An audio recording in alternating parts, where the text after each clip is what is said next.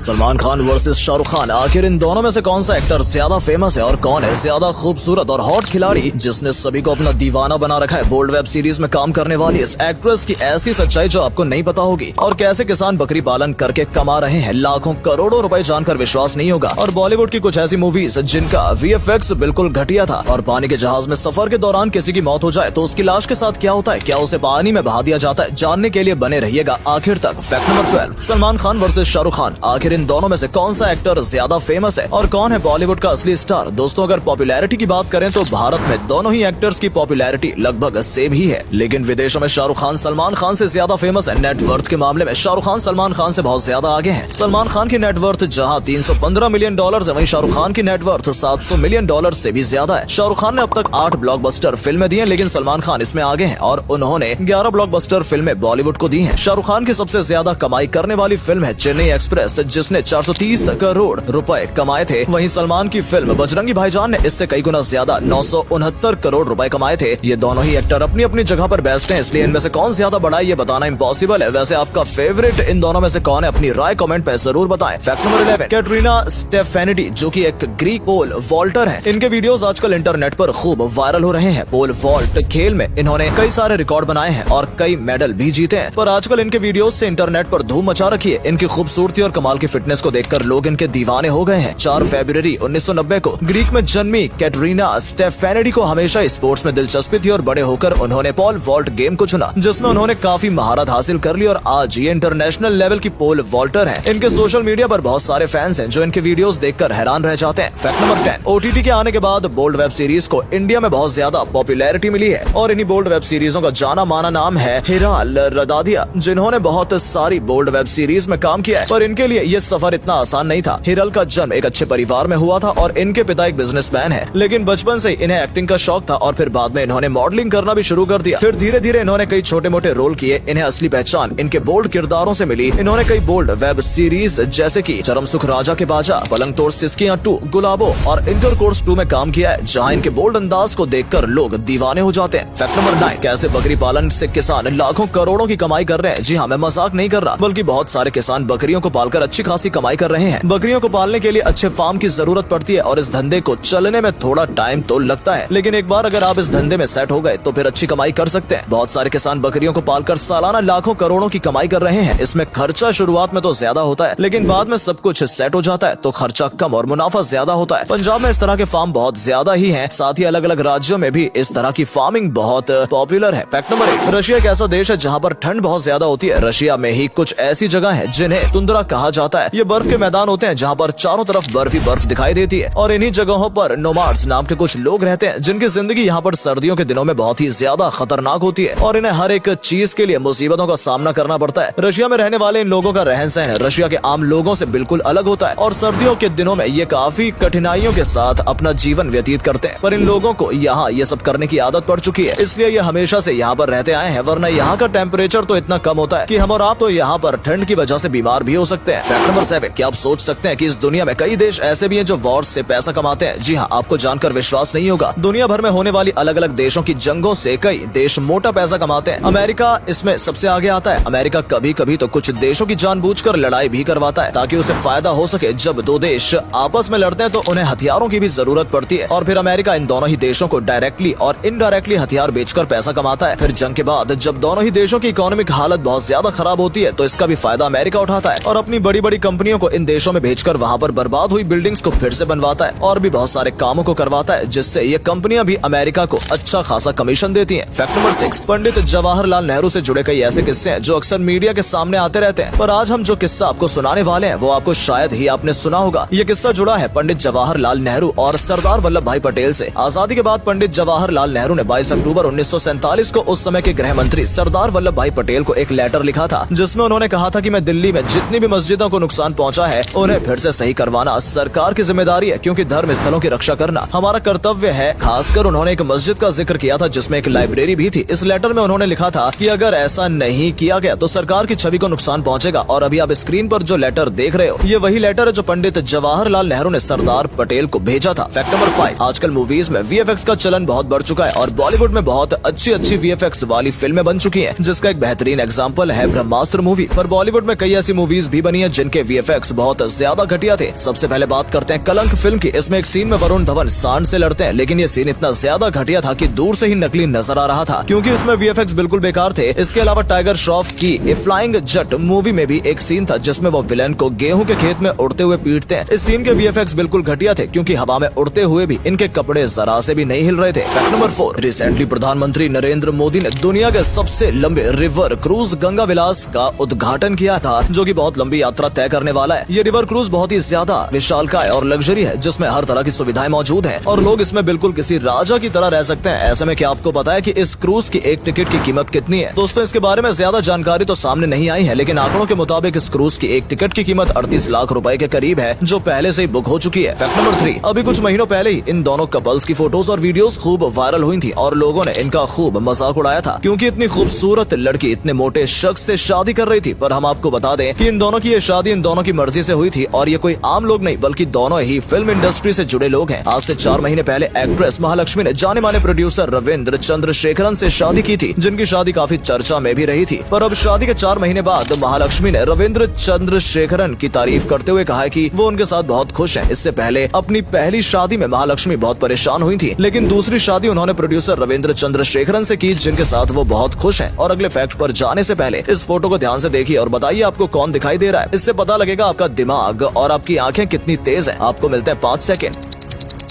Fact number 2, Saeed Jaffrey एक ऐसे actor हैं जिन्होंने कई बॉलीवुड और हॉलीवुड फिल्मों में काम किया है, जिनमें उनकी एक्टिंग वाकई में कमाल की थी, लेकिन वो अपने निजी जीवन के लिए भी खूब चर्चाओं में रहे थे। ये एक ऐसे एक्टर थे जो अपनी पहली पत्नी से तलाक लेने के बाद खूब पछताए थे, और ऐसा उन्होंने बिल्कुल एक डायरी में लिखा था। सईद जाफरी की पहली पत्नी मधुर बहादुर थी, जिनसे उन्होंने 1958 में अमेरिका में लव मैरिज की थी। सईद जाफरी को अमेरिकी कल्चर बहुत पसंद था, लेकिन मधुर हमेशा ही भारतीय कल्चर में रहती थी और हिंदी में बात करती थी, जो सईद जाफरी को बिल्कुल भी पसंद नहीं था, और वो हमेशा ही मधुर को अमेरिकी कल्चर के हिसाब से रहने के लिए कहते थे, और इसी वजह से इन दोनों के बीच 1966 में तलाक हो गया, जिसके बाद सईद जाफरी अपनी को एक्टर जेनिफर के साथ 10 सालों तक रिलेशनशिप में रहे और उनसे शादी कर ली। पर बाद में मधुर बहुत ज्यादा फेमस हो गई, जिससे सईद जाफरी को बहुत पछतावा हुआ और उन्हें समझ आया कि वो मधुर के साथ ही खुश थे। लेकिन मधुर अपनी जिंदगी में आगे बढ़ चुकी थी, जिसके बाद उन्होंने सईद जाफरी से मिलने तक से मना कर दिया और अपनी जिंदगी के आखिरी समय तक सईद जाफरी से इस बात को लेकर पछताते रह गए। फैक्ट नंबर 1, शिप्स सालों तक पानी में सफर करते रहते हैं। ऐसे में क्या आपने कभी सोचा है कि अगर सफर के दौरान शिप के अंदर किसी की मौत हो जाए तो उसके साथ क्या होता है? क्या उसे पानी के अंदर फेंक दिया जाता है या फिर उसके साथ कुछ और होता है? आइए बताते हैं। दोस्तों, फिल्मों में आपने कई बार देखा होगा कि शिप में अगर किसी की मौत हो जाती है तो उसे पानी के अंदर फेंक दिया जाता है, पर असल में ऐसा नहीं होता है। और अगर कभी शिप में ऐसी परिस्थिति आती है तो शिप के अंदर एक मुर्दा घर भी होता है, जो कोने में मौजूद होता है, और वहाँ पर लाश को रख दिया जाता है। तो दोस्तों, आज के लिए बस इतना ही। उम्मीद है आपको आज का ये वीडियो अच्छा लगा होगा। सिर्फ वीडियो देखिए ही नहीं, बल्कि लाइक और शेयर भी कीजिए और कमेंट में बताइए आपको ये वीडियो कैसा लगा। धन्यवाद।